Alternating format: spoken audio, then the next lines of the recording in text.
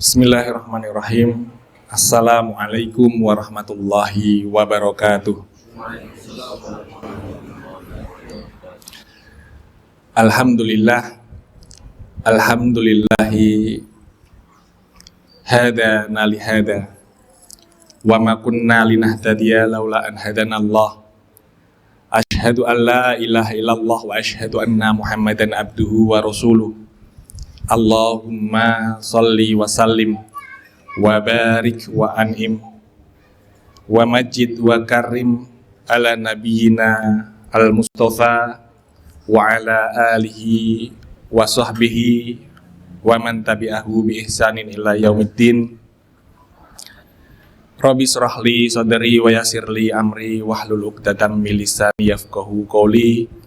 Allahumma anfa'na bima 'allamtana wa 'allimna ma yanfa'una wa zidna ilman nafi'an ya 'alim.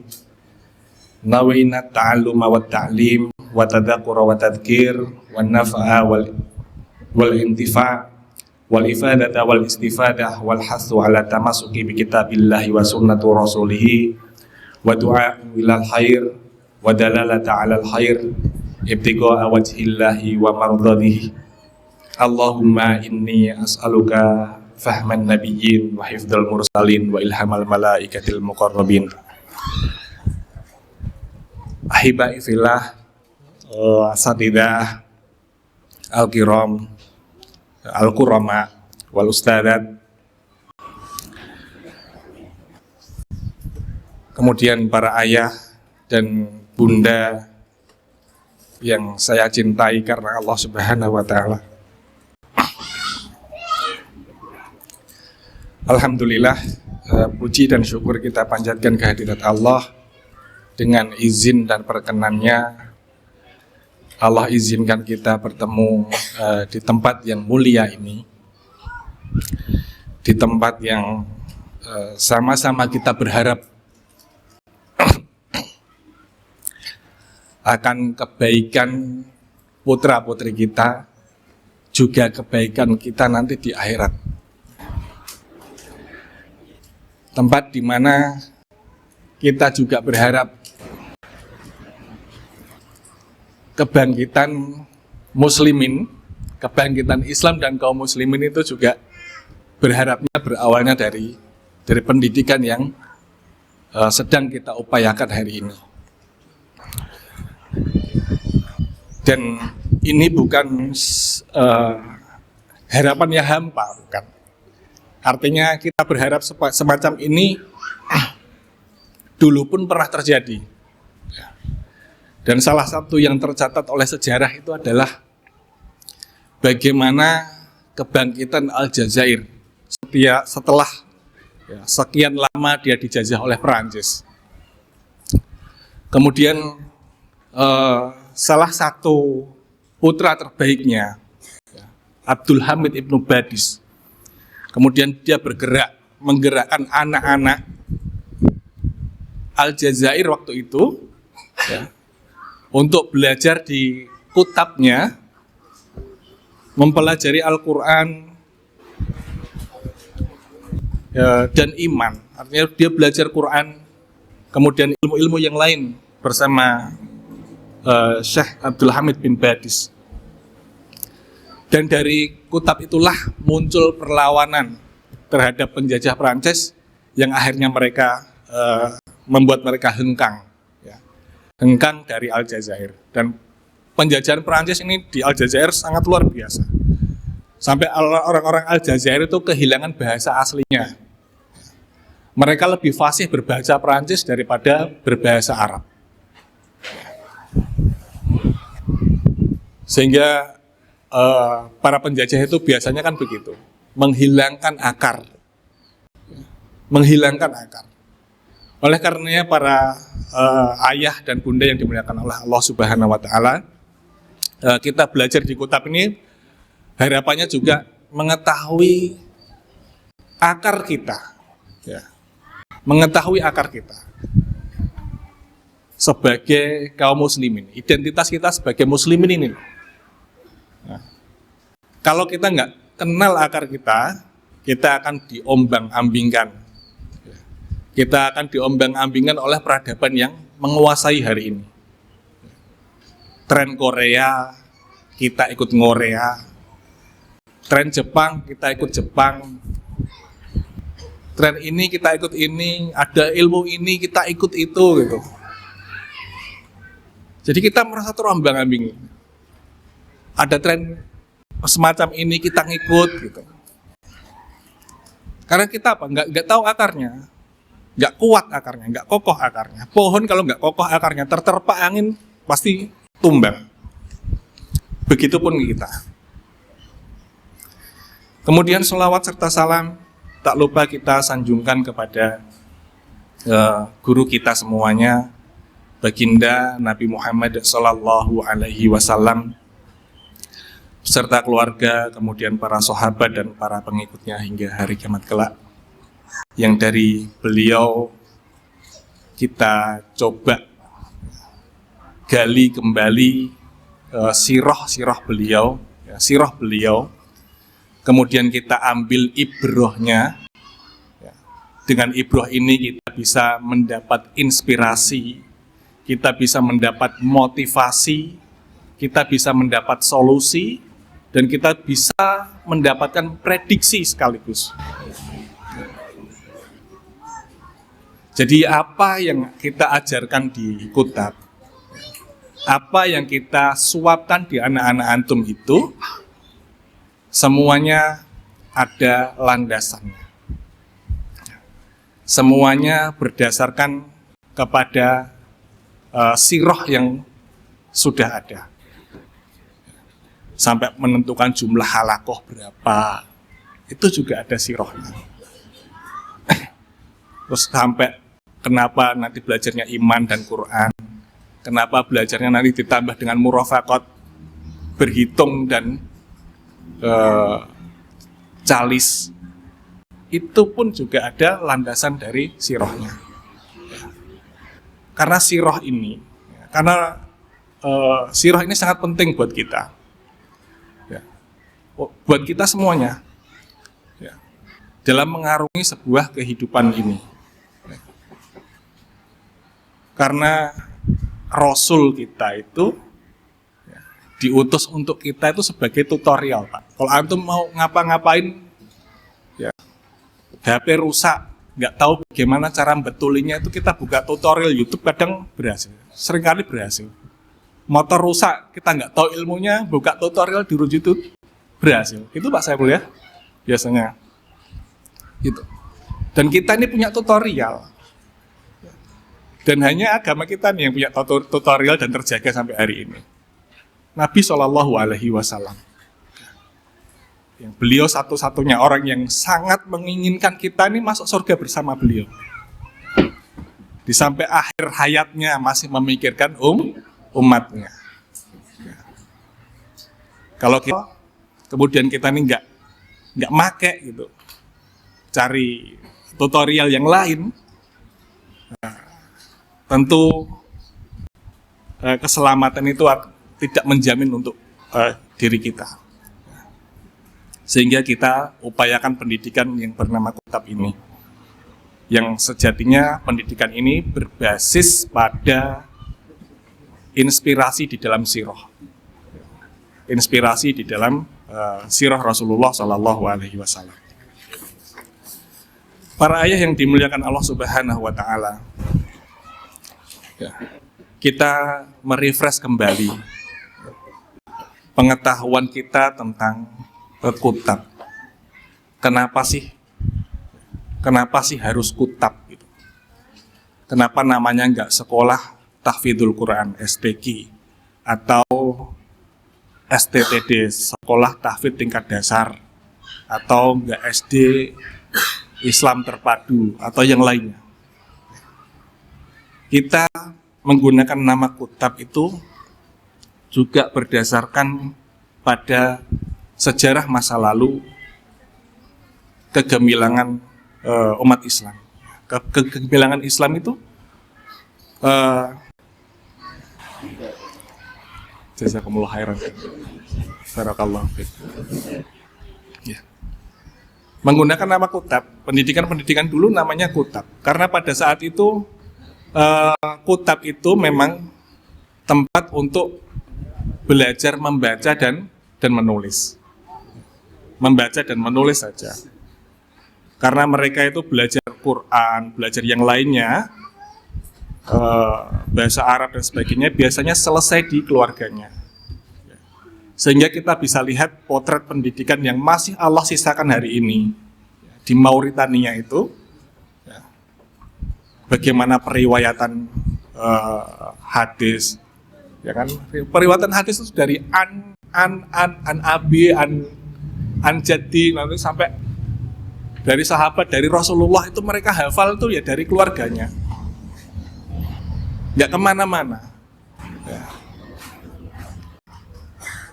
Ini pendidikan yang masih Allah sisakan, ya. Pendidikan ideal yang masih Allah sisakan. Dan kutab ini adalah sejarah masa lalu dengan segala kegemilangannya. Tentunya nama sejarah sejarah Islam itu ya ada naik turunnya. Kadang bagus, kadang turun juga. Tapi naik turunnya pun on the track.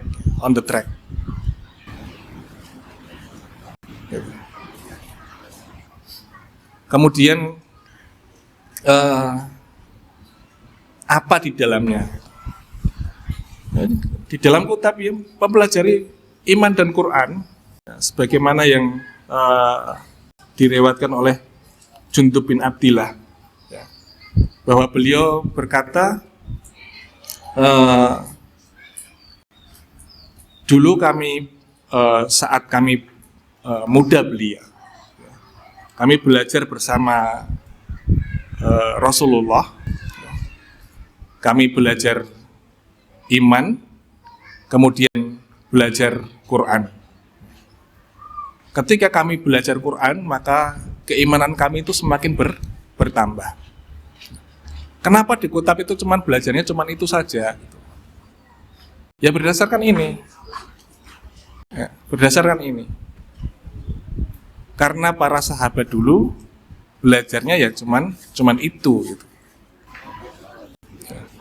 Dan itu cara Rasulullah Shallallahu Alaihi Wasallam membawa mereka dari jahiliyah kepada zaman yang terang benderang. Sebagaimana yang dikatakan oleh Imam Malik, yang sering kita ulang-ulang, bahwa lantas luh hadhil ummah illa bima saluha bihi awwaluha, bahwa umat ini, kita nih yang akhir-akhir datang, nggak mungkin bisa diperbaiki kecuali kita ini diperbaiki sebagaimana para sahabat dulu diperbaikilah Rasulullah, sebagaimana umat terdahulu itu diperbaiki. Cara perbaikan itu ya nggak bisa kita inovasi, karena sejarah ini pasti berulang. Sejarah nih polanya berulang. Ya kalau mau perbaikan ya lihat bagaimana generasi dulu tuh diperbaiki. Dan kalau kita lihat bagaimana di waktu dekat ini, waktu-waktu yang akhir-akhir ini, ketika kita dengar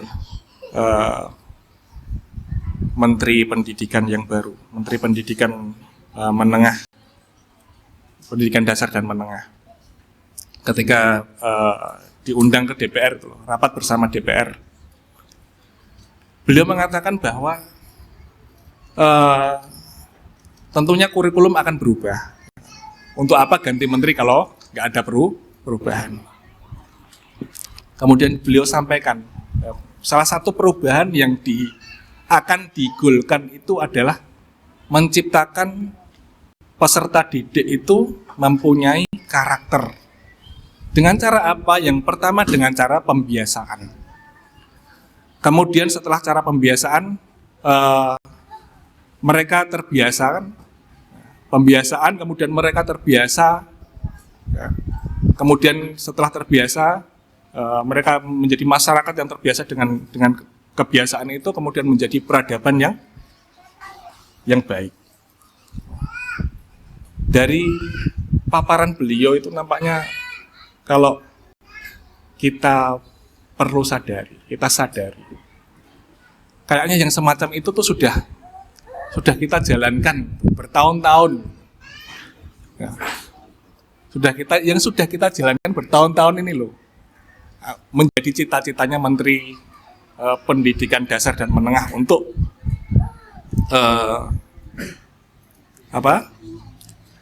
memasukkan pendidikan karakter di tingkat dasar dan menengah. Artinya kita juga sudah mulai pembiasaan anak-anak kita dengan mutabaah taksiliah yang antum centangi itu.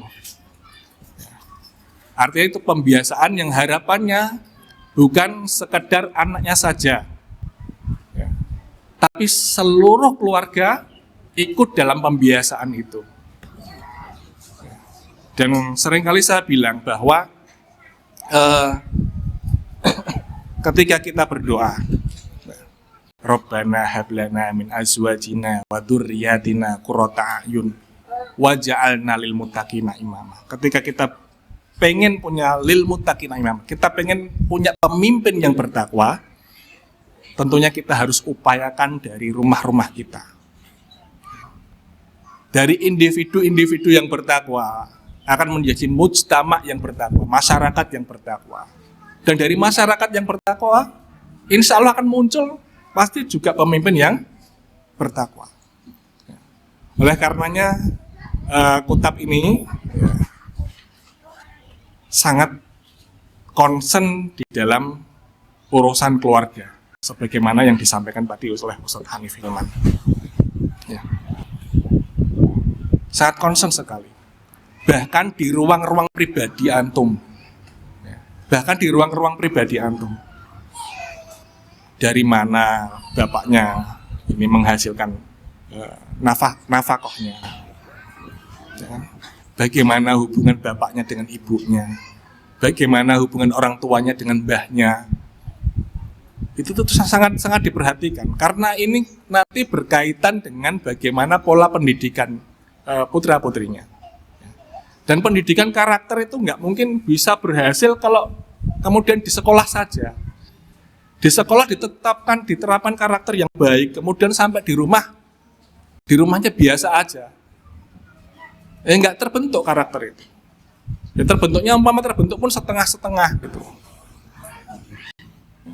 Sehingga peran keluarga ini sangat penting sekali. Sangat penting sekali. Sangat penting sekali. Dan kita juga sampaikan seringkali, mungkin terdengar kolot di telinga antum. Ya. Pak, tolong jauhkan anak-anak kita ini dari hal-hal yang menyibukkan, dari televisi, handphone, dan sebagainya. Mungkin ketika kita berbicara semacam ini di era semodern ini itu dianggap kolot gitu. Ya. Tapi yakinlah Pak, ketika kita berbicara kayak gini itu kita nggak berharap kemudorotan di anak antum tuh enggak. Justru kita ini berharap kebaikan yang tumbuh di anak-anak kita. Karena kita ini juga berharap, kita para guru ini berharap kebaikan di anak antum, dan antum sebagai orang tuanya pasti lebih besar harapannya daripada kami sebagai gurunya. Kalau udah nggak boleh main HP, kemudian antum punya kebijakan sendiri di rumah, misalnya dibolehkan, yakin. Ya. Antum kalau masih ingat bagaimana rasanya kita ini sudah mengidam-idamkan mainan, ya kan? Sudah mulai nabung, kemudian saat sudah nabung sudah sampai di harganya mainan itu, kita mau beli itu dilarang orang tua kita. Masih ingat rasanya Pak?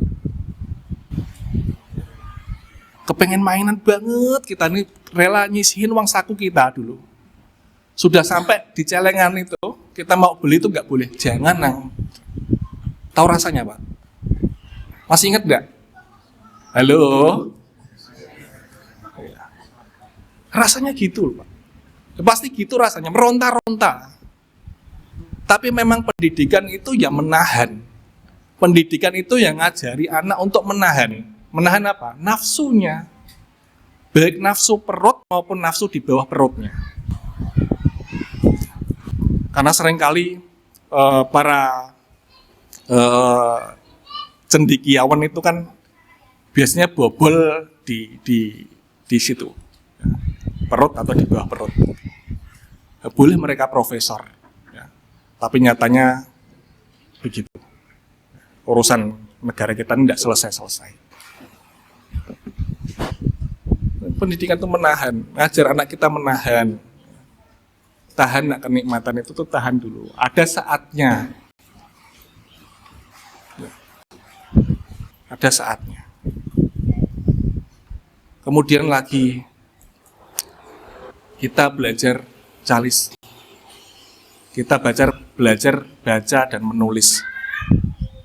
Itu landasannya apa?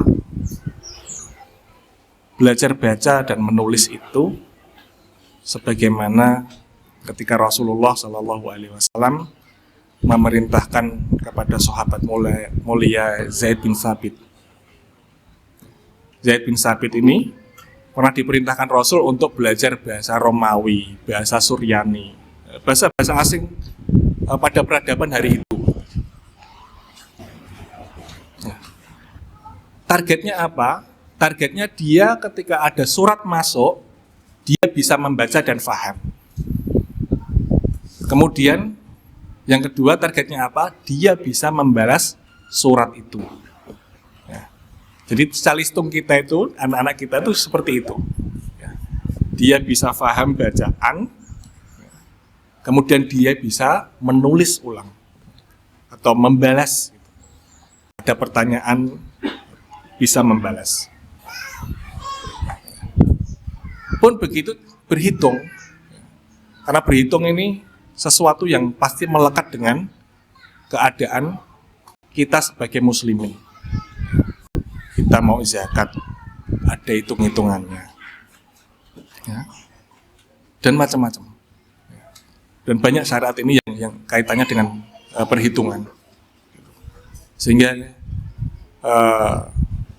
Imam Syafi'i itu sampai katakan bahwa barang siapa yang belajar berhitung, maka nanti hujahnya dia menjadi kuat. Sebagaimana yang pernah disampaikan Syamil Al-Faruq itu. Ya. Syamil Al-Faruq menyampaikan, barang siapa yang belajar berhitung, maka hujahnya akan menjadi kuat. Gitu. Masya Allah. Begitu Pak. Sehingga kita nggak ada ilmu yang lain kita yang nggak begitu gumunan gitu, ya. Ada orang bisa apa gitu, kemudian kita, ikut gumun gitu. Ya. Di sekolah lain ada market day, ya. Di kota kok nggak ada market day misalkan. Nah, itu juga kita ada dasarnya, kenapa nggak ada market day gitu. Karena memang kalau kita lihat sirah, Rasul mulai ikut dagang itu usia berapa? 12 Ustaz. Nadomnya gimana Ustaz? Nadomnya gimana Ustaz Hanif? Sebelumnya Ustaz. Ya itu. Gimana Ustaz? Wadaka ba'da senai asar, ba'da amis senai asar, wakana min kan Ustaz? Bukan. Summa illa hikmatuhu illa syami rohal. Nah, umur 12 tahun dia hikmah kepada pamannya untuk ikut dalam rihlah perdagangan ke Syam. Ya. Ini yang ngajarin Ustaz Ahyar soalnya. Kan Ustaz Ahyar senyum-senyum. Afan Ustaz belum setoran. Konangan. Iya Pak, itu jadinya ya. Pun di Quran pun dinyatakan secara nyata kan, wala tu'tu sufaha amwalahum. Ya. Jangan kau berikan, ini ayat kaitannya dengan ketika kita ini menyimpan atau dititipi harta anak yatim. Ya. Kita ini tidak boleh menyerahkan harta itu kepada anak yatim itu ketika dia ini masih syafih, masih bodoh dia, masih syafih. Dia belum belajar halal haram, dia belum tahu halal haram, dia belum tahu ilmu muamalah gitu. Itu nggak boleh kita serahkan. Serahkan habis itu. Ya, maka nanti menyerahkannya kapan? Ya, nanti ketika fase rusdanya, fase rusd. Ya, kira-kira di usia 12 tahun ke atas. Ya. Tapi era itu, karena anak-anak 12 tahun hari ini cek bocai Pak. Ya. Sehingga kita ini pengen mengembalikan bagaimana kondisi hari itu tuh bisa kita nikmati hari ini gitu. Dan insya Allah kita yakin itu bisa. Itu bisa. Tinggal juhud kita sebagai guru dan juhud antum sebagai orang tuanya. Kesungguhan kita sebagai guru dan kesungguhan antum sebagai orang tuanya. Bagaimana mendidik kedewasaan anak-anak kita. Kalau lihat kita sirah itu, bagaimana Ibnu Abbas umur 15 tahun sudah menjadi penasihat Khalifah Umar bin Khattab. Anak umur 15 tahun sudah menjadi penasihat presiden. Hari ini 15 tahun Pak, masih main Mobile Legend, kan? Ngantar duit bapak top up lagi kira-kira nih top up. Wah kayak. Kita lihat bagaimana hasil didikan Nabi itu. Usamah bin Zaid umur 18 tahun sudah mimpin pasukan head to head sama Romawi. Head to headnya tuh nggak sama Singapura, Malaysia enggak. Head to headnya tuh kalau hari ini seperti head to head sama Amerika, head to head sama Rusia, head to head sama China. Negara-negara kuat head to head.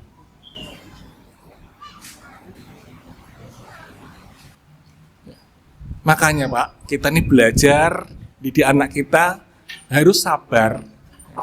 Karena belajar itu ada urutan dan ada tahapan. Kalau kita gerambiangan, nggak jadi Pak hasilnya. Ya kayak kita hari ini nih, ya kan? Kita ini belajar dari model piramida yang nggak terbalik. Piramida begini. Jadi semakin level dasar nih, pelajarannya banyak. SD banyak, SMP tambah banyak, SMA banyak. Kemudian nanti kuliah mengerucut sedikit, S2 tambah mengerucut, S3 tambah mengerucut lagi. Sehingga sampai di level puncaknya ilmu tuh, dia cuma ahli di sub bidang saja. Ahli di sub bidang. SD, kita sama-sama pernah SD. SMP, kita juga sama-sama pernah SMP. SMA, kita juga pernah sama-sama SMA.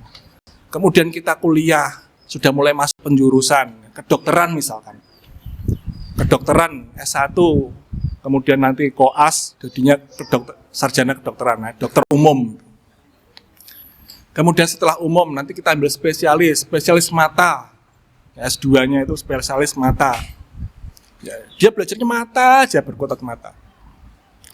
Setelah kita dapat spesialis mata, nanti sekolah dokter S3-nya mata, subnya retina misalnya. Jadi semakin tinggi keilmuan kita nih, semakin kecil bahasan cakupan ilmu yang kita kuasai. Berbeda dengan konsep pendidikan Islam. Konsep pendidikan Islam itu piramidanya terbalik. Jadi anak-anak belajar awal itu ya memang bagaimana menggemburkan, bagaimana menyuburkan tanah yang akan ditanami ilmu tadi. Menyuburkan hatinya. Karena membersihkan hati itu menurut Imam Ghazali, Abu Hamid Al-Ghazali, beliau mengatakan bahwa membersihkan hati itu, ya, ilmu tentang membersihkan hati itu hukumnya fardu di atas fardu. Fardu di atas fardu. Ya. Ini yang berbicara orang yang punya karya, Pak. Ya. Pembebasan Baitul Maqdis oleh Salahuddin Al-Ayyubi adalah bagian dari karya beliau. Karya panjang beliau.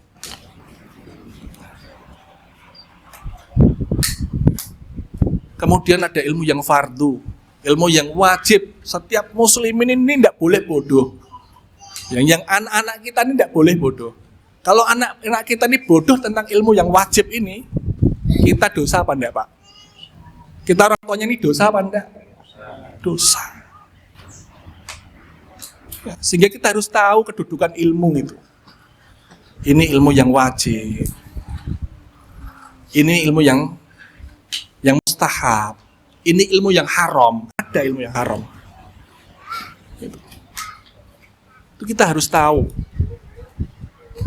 Ya.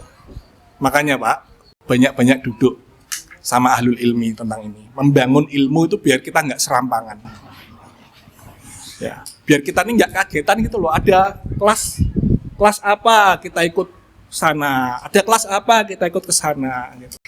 Biar nggak gitu, biar kita nih tahu bagaimana cara membangun peradaban ilmu itu kita tahu, ya, supaya kita nih nggak terombang-ambing dengan keadaan aja gitu. Ya.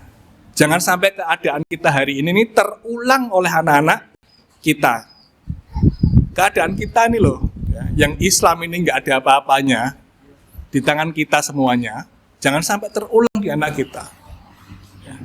Harapannya kita nih punya karya. Anakku lebih baik, cucuku nanti lebih baik lagi. Sebagaimana Alu Imron itu. Alu Imron ini bukan siapa-siapa. Dia bukan nabi dan bukan rasul. Kemudian lahir anaknya Maryam. Kemudian lahir cucunya. Siapa? Isa. Nabi, meningkat grafiknya. Harapan kita punya keluarga tuh ya gitu. Wes lah aku ke kondisiku kayak gini nih. Wes menyadari aku, kan gitu. Mau ngebut mencari ilmu juga, mesinnya panas. Ya toh Pak? Mesinnya panas. Ya, harus ya anakku sih tak program kan gitu. Tapi jangan nanya entok yang diprogram, kitanya pun juga harus memprogram diri gitu.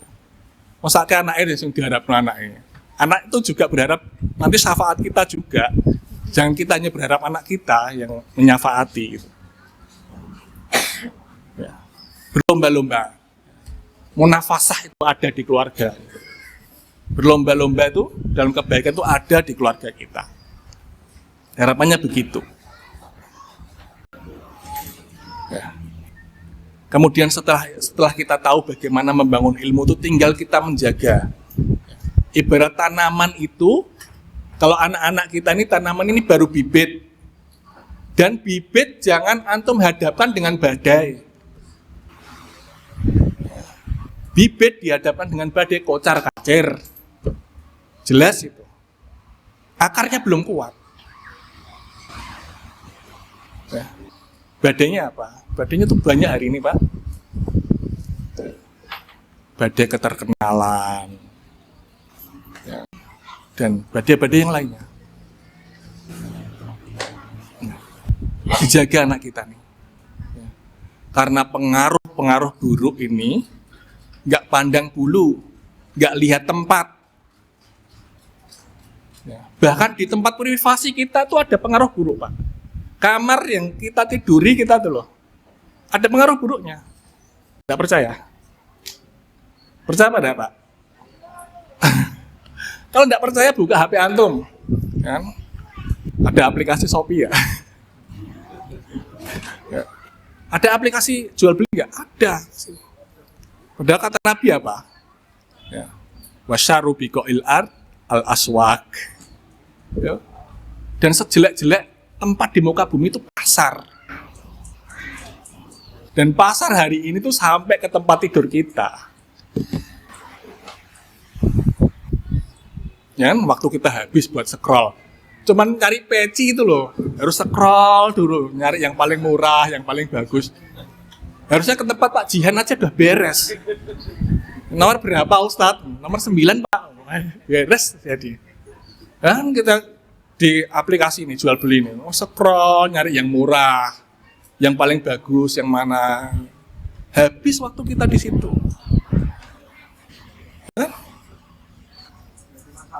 Lah iya. Gitu. Dijaga Pak, beneran. Enggak di mana, enggak pandang bulu, enggak pandang tempat. Bahkan di masjid, ya, termasuk di masjid pun sama.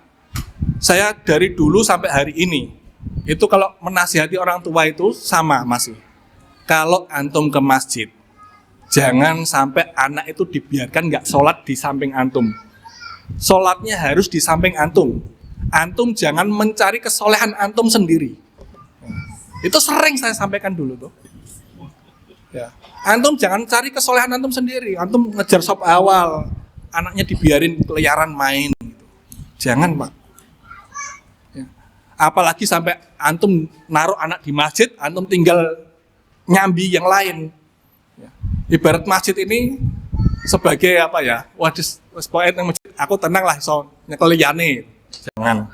Iya, iya begitu. Ya. Mau bilang gitu saya nggak tega, Ustaz. Jangan Pak, jangan. Karena di masjid itu tidak ada yang bertanggung jawab akan kebaikan anak antum. Kalau antum ada keburukan dengan dia yang dia dapat dari situ, tidak ada yang bertanggung jawab.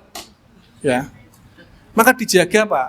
Benar ini sudah terjadi berkali-kali. Ya. Sehingga saya ngomong kayak gini nih. Benar ini sudah terjadi dan berkali-kali. Omongan-omongan yang nggak layak diomongkan oleh para penuntut ilmu Al-Quran itu keluar. Ya. Bahkan anak kecil itu loh. Iso omong ngono. Iso omong sih nggak pantas gitu. Dan dia nggak tahu artinya, dia cuma niru. Jangan lengah Pak, jangan lengah. Musuh kita ini bergerak dari segala penjuru. Ya. Jangan lengah. Bergeraknya dari segala penjuru. Kalau nanti dia sudah terlanjur dewasa, kita yang kewalahan Pak. Mumpung dia ini masih kecil. Ibarat ranting tuh ranting muda, masih bisa ditekak-tekuk.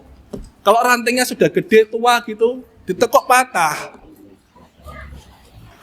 Ya. Termasuk bagaimana berinteraksi dengan lawan jenis, itu sudah kita ajarkan sejak dini. Salim harus begini. Lawan jenis itu salim harus begini, nggak bersentuhan. Itu juga harus diperhatikan, kenapa sih harus salimnya begini? Kenapa sih sekolahnya harus pakai kerudung yang syar'i, yang sampai ke sikunya gitu. Kalau di sekolah seperti itu, harapannya di rumah juga seperti itu. Bukan asal gomblak-gamblok sama siapapun gitu. Jangan Pak, jangan. Bener. Ya. Kalau antum beralasan dia kan belum balik Ustadz. Ya benar belum balik, makanya kita ajari. Kalau dia sudah balik dosa. Kalau dia sudah balik dosa. Dan sekolah kita ini kita setting memang menyiapkan anak-anak kita nih untuk menghadapi usia balik. Ya. Jangan sampai nih anak kita sudah mau balik atau sudah balik kita yang nggak siap.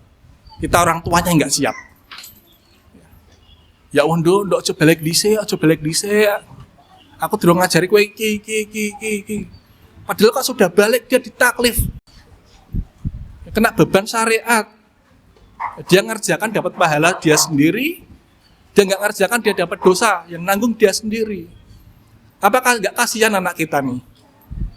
Ya kan? Usia balik tapi dia masih pelongo. Ya. Mari Pak, ya. Harus kita pahami bagaimana paradigma membangun ilmu, kemudian harus kita jaga putra-putri kita nih. Dari segala mafasidnya, hal-hal yang membuat rusak anak-anak kita. Nah, tapi yang begini nih kadang di luar belum tentu, Pak. Ya, belum tentu. Tapi saya mohon antum jangan menyelisihi saya lah. Karena antum kan percayakan saya sebagai gurunya toh. Nah, jangan selisih saya. Kalau saya nggak boleh anak antum main HP, tolong jangan dikasih HP.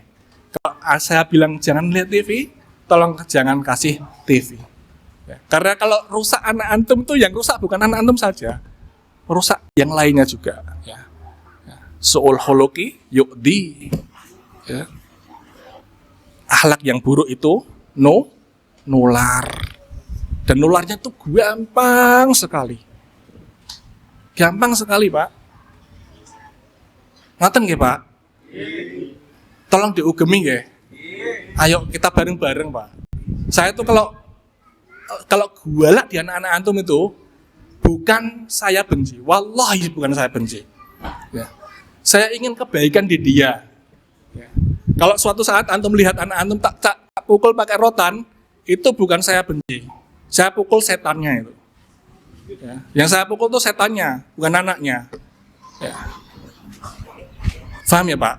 Ya. Kenapa harus ada rotan? Itu juga di sirahnya ada. Ya. Alikus saud, gantunglah cambuk untuk membuat anak-anak antum itu beradab. Digantungkan aja. Ya, kalau suatu saat ada yang kepukul saya pok gitu. Ingat, yang saya pukul bukan anak antum, tapi setan. Ya. Begitu Pak, kurang lebihnya saya mohon maaf. Atas segala kekurangan. Dan semoga apa yang saya sampaikan bermanfaat buat saya pribadi dan keluarga saya, serta saya berharap juga kemanfaatnya meluas di antum semuanya. Dan saya mohon maaf sekali apabila ada kata yang menyinggung, ya. Kalau ada kata yang menggores hati antum, ya saya pastikan Pak, goresan yang saya goreskan bukan bagian dari kebencian, bukan dari bagian dari ghil saya kepada antum, bukan. Ya. Tapi bagian dari kecintaan saya kepada antum. Uhibbukum fillah. Billahi taufiq wal hidayah. Assalamualaikum warahmatullahi wabarakatuh. Waalaikumsalam warahmatullahi wabarakatuh.